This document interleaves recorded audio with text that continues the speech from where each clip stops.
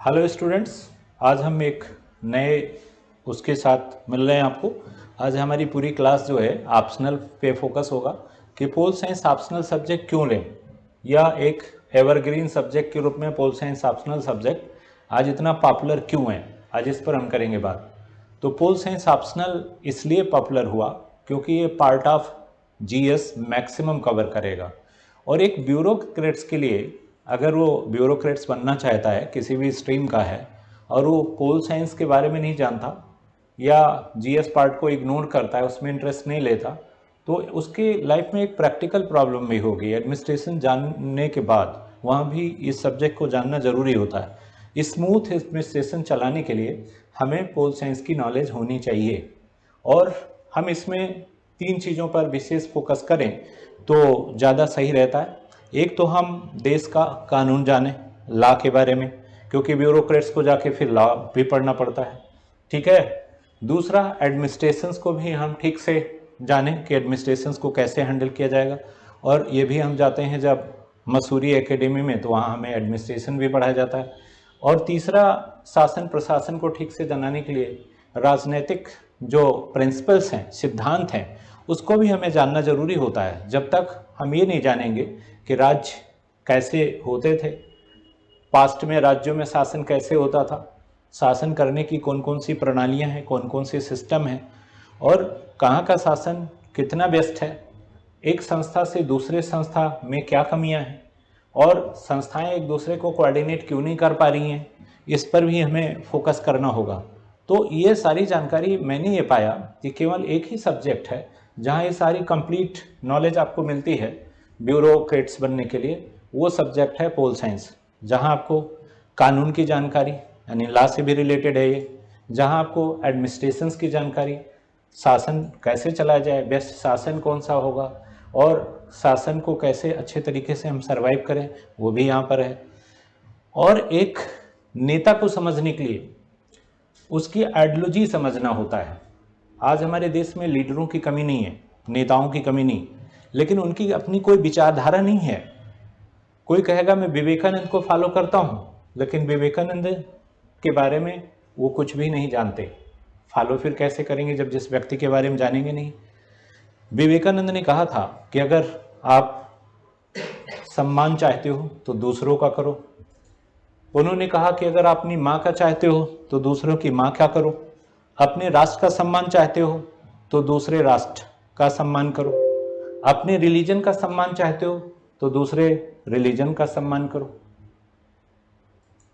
तो इस तरीके से हम अगर एज ए पर्सन विवेकानंद को फॉलो करते हैं, तो विवेकानंद ने इन सब चीज़ों के बारे में कहा, और लास्ट में उन्होंने ये भी कहा कि धार्मिक होना बुरी बात नहीं, क्योंकि धर्म हमें पावर, शक्ति देता है, और कोई ऐसा धर्म नहीं जिसमें शक्ति एंड पावर ना हो। तो हम कहते हैं हम विवेकानंद को फॉलो कर रहे हैं, बट वो जो कह रहे हैं उसे हम कहाँ लागू कर रहे हैं। हम कहते हैं हम गांधी को मानते हैं, बट गांधी के सिद्धांतों पर कहाँ चलते हैं। गांधी ने जो कहा उसको हम फॉलो करें। बस यहीं पर सारी प्रॉब्लम है कि यदि हम किसी व्यक्ति को ये कहें कि हम उसे फॉलो कर रहे हैं, तो उसके सिद्धांत हैं उस पर हम आगे बढ़ें। जैसे गांधी ने हमेशा राज्य की आलोचना की, ये कह दिया कि राज्य होने नहीं चाहिए, ये तो एक अराजकता फैलाते हैं राज्य, यहाँ पावर का मिसयूज होता है। अब गांधी को फॉलो करने वाला तो राजनेता नहीं बनना चाहिए उसे। गांधी को जो फॉलो करेगा वो राजनीति में आके नेता नहीं बनेगा। उन्होंने कहा कि राज्य जो है शक्ति के दम पे और शक्ति बनाए रखने के लिए कभी कुछ ऐसे फैसले लेता है जो पब्लिक के हित में नहीं होता है।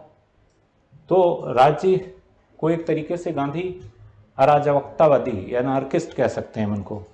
तो राज्य जैसे संस्था का गांधी ने सपोर्ट नहीं किया। संसद को उन्होंने एक बांझ औरत कह दिया।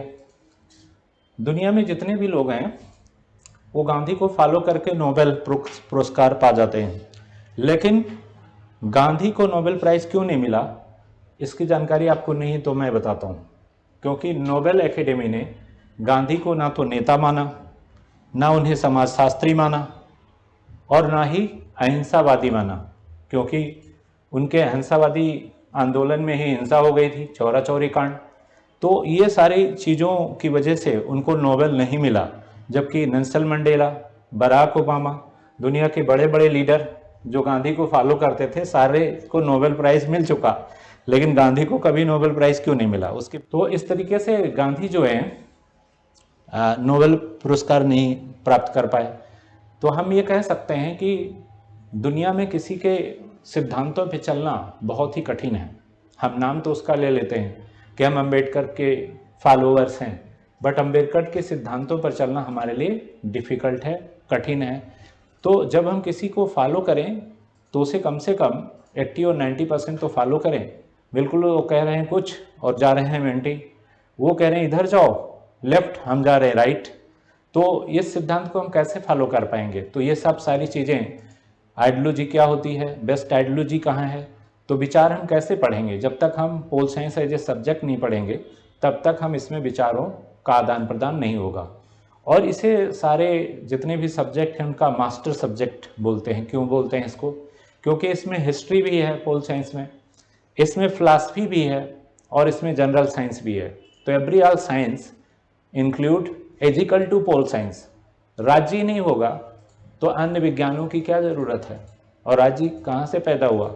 उस सब्जेक्ट को ओरिजिनेट करने वाला कौन है? वो राजनीति शास्त्र ही तो है। सरकार ही नहीं होगी तो विषय क्या होंगे? रूल्स नहीं होगा तो अदर संस्थाएं क्या करेंगी? तो सभी संस्थाओं को कोऑर्डिनेट करने वाला और सभी संस्थाओं के रूट्स कह सकते हैं हम, ग्रास रूट्स, पोल साइंस ही सब्जेक्ट के रूप में है। अब यहाँ पर इन लोगों के फ़ोटोज़ इसीलिए हैं कि आप गांधी को फॉलो करते हो, बोस को, और इधर पटेल को, नेहरू को एंड अदर जितने भी लोग हैं, अगर इन सबको हम फॉलो करते हैं तो बट नेचुरल है हम 24 घंटे बाद इन्हें एक बार ज़रूर हमें देखना चाहिए, इनकी तस्वीरों पर नज़र डालनी चाहिए कि ये महान कैसे बने, क्या ऐसा कर दिया जो महान हो गए। ये भी तो एक इंसान ही थे, ये अपने सिद्धांतों पर चले, इन्होंने जो कहा वो किया। हम करैक्टर की बात करते हैं, वो करैक्टर नहीं होता है किसी लड़के का लड़की से प्यार करना करैक्टर हो गया खराब, वो दुनिया का हर इंसान वो काम करता है। करैक्टर की बात जहाँ तक आती है, जो मैं जान पाया हूँ, करैक्टर का मतलब होता है जो कहो वो करो, दिस इज़ करैक्टर। और इस देश के संविधान में 2-3 चीज़ों को लेकर के मैं कभी कभी सोचता हूँ कि रसिया से जो हमने लिया कर्तव्य, एक सिटीजन के नाते सबसे पहले हमें अपनी ड्यूटी पढ़ाई जानी चाहिए। हम ड्यूटी तो नहीं करते, इसीलिए हमारे सिस्टम में जितनी भी प्रॉब्लम है उसकी प्रॉब्लम की वजह ड्यूटी है। अगर हम ड्यूटी ठीक से करते तो कहीं कोई प्रॉब्लम ना आता। एक पुलिस का आदमी अपनी ड्यूटी ठीक से नहीं करता, वहाँ लापरवाही, तो वहाँ सिस्टम में गड़बड़ी। एक टीचर क्लास में अपनी ड्यूटी नहीं करता, वहाँ स्टूडेंट में परफॉर्मेंस उसकी अच्छी नहीं होती। एक एडमिनिस्ट्रेशन में बैठा हुआ बड़ा अधिकारी, वो भी अपनी ड्यूटी ठीक से निभाए तो वहाँ भी प्रॉब्लम कोई नहीं होगी। तो इस तरीके से ड्यूटी को सबसे पहले, मैं तो कहता हूँ 4th एंड 5th क्लास में ही सबसे पहले हमें अपनी ड्यूटी बताई जानी चाहिए। पब्लिक प्लेस पर हर जगह लिखा जाना चाहिए कि इंडियन सिटीजन के बाद आपकी ड्यूटी क्या है और राइट्स। 2 चीज़ें अगर इस देश के लोगों को ठीक से पढ़ाई जाएँ, बताई जाएँ कि वो अपने कर्तव्य जाने और अपने अधिकार जाने, तो मुझे लगता है 99% प्रॉब्लम पूरे देश की ख़त्म हो जाएगी जिस दिन हम इन 2 चीज़ों को जान पाएंगे। चाहे जितने पढ़े लिखे हैं, पोल साइंस में मास्टर हैं, उनसे पूछिए आपकी ड्यूटी क्या क्या है, वो 90% स्टूडेंट बता ही नहीं पाएगा कि उसकी ड्यूटी क्या है। राइट्स क्या है बता ही नहीं पाएगा। तो फिर सिटीजन बनने पर हमें फ़ायदे क्या हुए? वो तो विदाउट सिटीजन भी ऐसे ही काम चलाऊँ चीज़ें सारी हम जानते हैं। तो हमें लगता है कि सबसे पहले जो हम ड्यूटी रसिया से लेकर आए, ड्यूटी करने वाले देश सबसे स्ट्रांगली रूस में, और राइट्स के बारे में जानकारी रखने वाले अमेरिकन्स हैं। और ये भी आपको एक जानकारी देते हैं कि मैक्सिमम न्यूज़पेपर पढ़ने वाले लोग भी अमेरिकन्स हैं। अब हम आते हैं पोल साइंस ऑप्शनल सब्जेक्ट। ये तो इंट्रोडक्शंस हो गया कि pol science as a subject के रूप में क्यों लें, और एक ब्यूरोक्रेट्स के लिए इसकी नीड क्या है, क्योंकि इसके बिना आप बच नहीं सकते हो। बजाय इसके कई पार्ट में इसको पढ़ना, इसको ऑप्शनल में ही अडाप्ट कर लो, तो आप एक जगह ही सारी चीज़ें एक सीरियल क्रम में पढ़ लोगे। नहीं अभी कुछ, कभी कुछ, कभी कुछ और बिना पढ़े हम बच नहीं सकते। एकेडमी में सेलेक्ट होने के बाद भी इसको हम पढ़ेंगे। अब यहाँ पर हमारे सामने जितने चेहरे दिखाई दे रहे हैं, उधर पार्लियामेंट दिखाई दे रही है, इस सब पे तो हमने एक समरी टाइप की बात आपसे की। फिर as a pol science subject के रूप में जब आगे हम बात करेंगे तो इस पर भी हम बात करते रहेंगे तो अब हम चलते हैं इसके सिलेबस और बैकग्राउंड पर। तो पोल साइंस में 3 चीज़ें मेन हो गई, लॉ की जानकारी आपको हो जाती है और ये रिलेटेड इंटर रिलेटेड है लॉ से। दूसरा यहाँ एडमिनिस्ट्रेशन जान पाते हो। तीसरा आइडियोलॉजी, सरकारें चलती कैसे हैं। तो हमारे देश में लीडरों की कमी नहीं जिनका कोई सिद्धांत नहीं। कोई कहेगा समाजवादी, बट वो ये नहीं बता सकता कि समाजवादी का मतलब क्या होता है। तो जब तक कोई विचारधारा नहीं होगी शासन प्रशासन अच्छा नहीं होगा।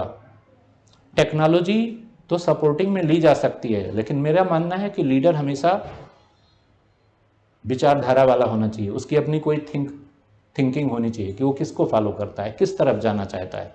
बिना विचारधारा के, बिना कोई आइडियोलॉजी के लंबे समय तक शासन प्रशासन को सुव्यवस्थित रूप से नहीं चलाया जा सकता, ठीक है, क्योंकि पब्लिक ओपिनियन जानने बहुत ज़रूरी होते हैं।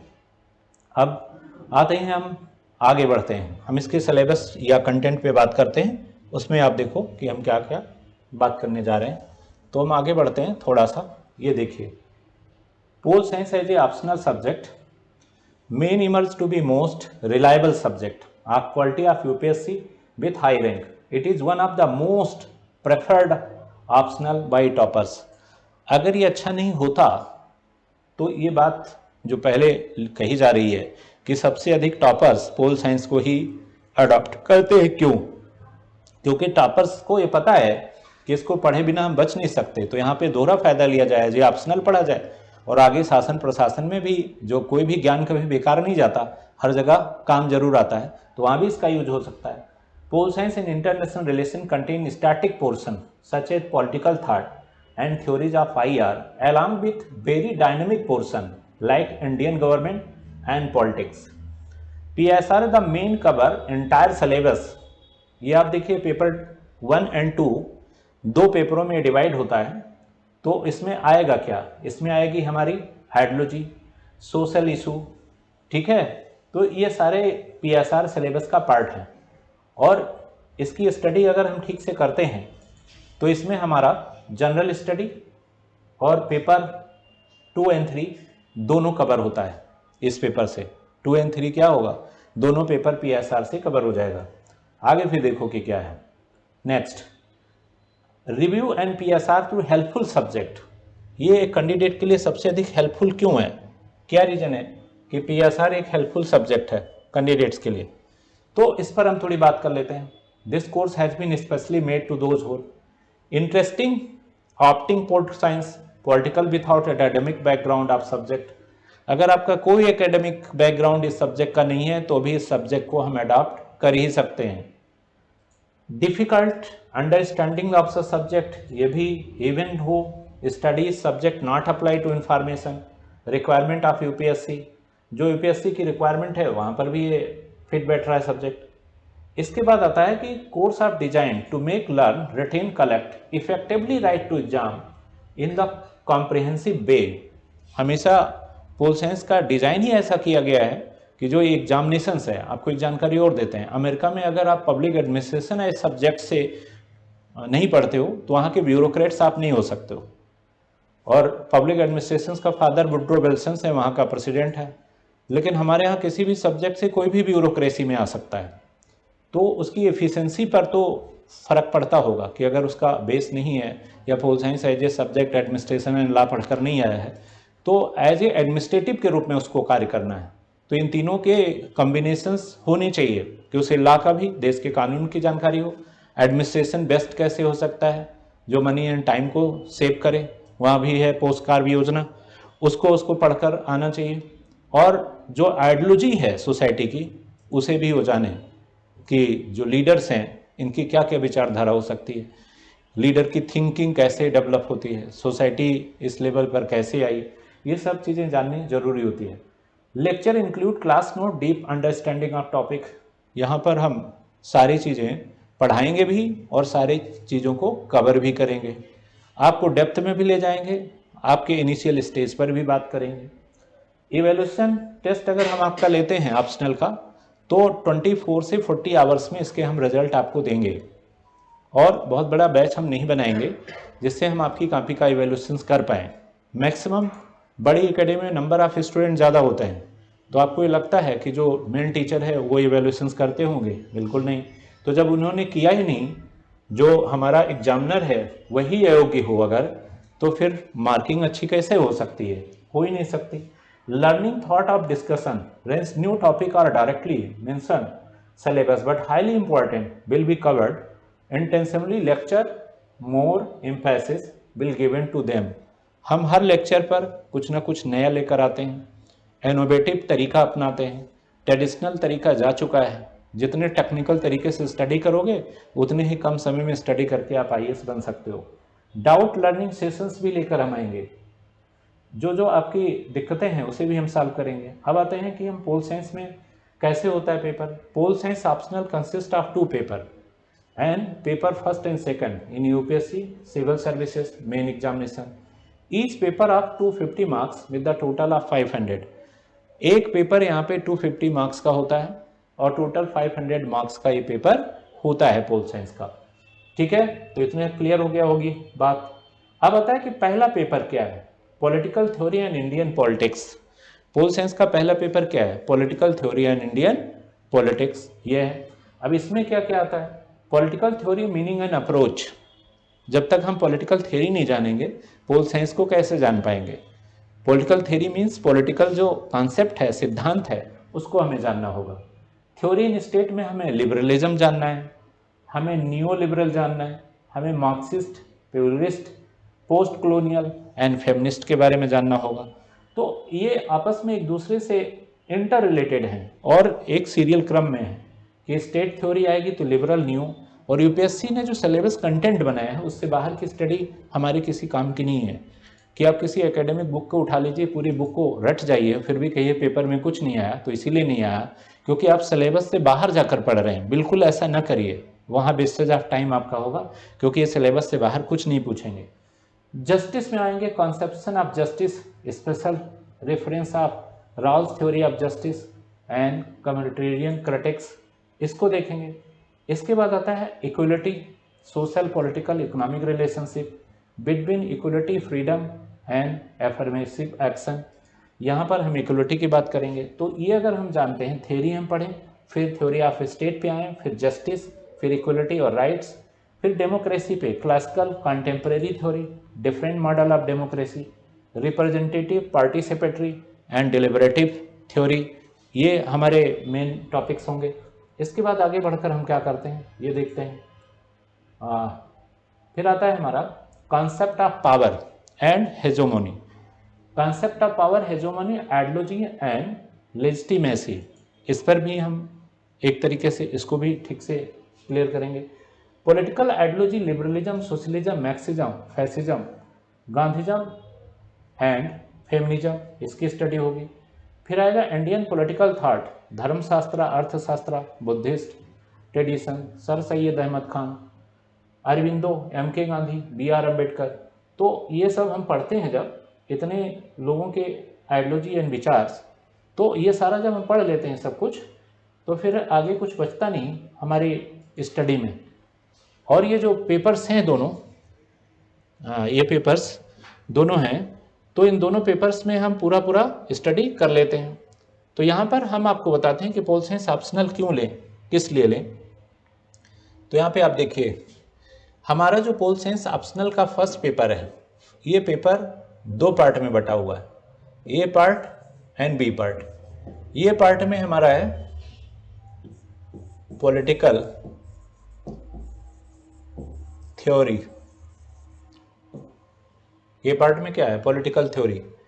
और इसका बी पार्ट जो है इंडियन गवर्नमेंट एंड पॉलिटिक्स है, इंडियन गवर्नमेंट एंड पॉलिटिक्स, ये। तो ये बी पार्ट जो है ये पार्ट ऑफ जीएस है, ये जीएस है। अब ए पार्ट में कितनी यूनिट है, ये पार्ट में हमारी 10 यूनिट ही है, जो ऑप्शनल का पार्ट है, इसे हमें पढ़ना होगा। ठीक है, इतना हमें पढ़ना होगा, ऑप्शनल का पार्ट होगा। तो यहाँ पर हम इसको इस तरह से ले सकते हैं। इसके बाद हम आते हैं नेक्स्ट पे।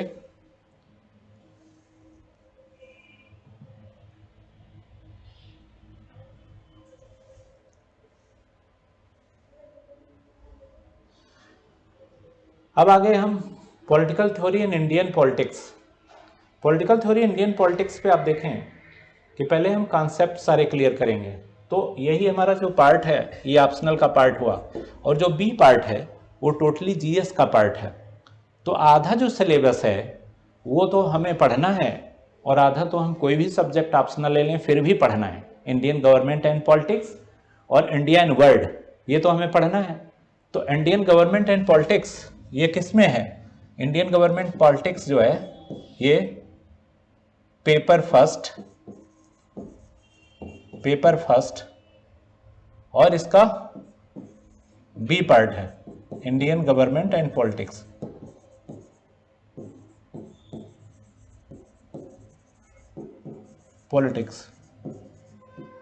ये हमें पढ़ेंगे। तो इसको तो हम पढ़े बिना बच नहीं सकते, बी पार्ट को, पोल साइंस के पेपर 1 का। तो ये तो जीएस में हम पढ़ेंगे, तो ये छोटा नहीं हुआ। फिर हम सेकंड पेपर का भी इंडिया एंड वर्ल्ड इसको हम पढ़ेंगे। ये हमारा पेपर सेकंड का बी पोर्शन है। तो ये तो मैंडेटरी पढ़ना, हम कोई भी विषय ले लें इसको पढ़ेंगे।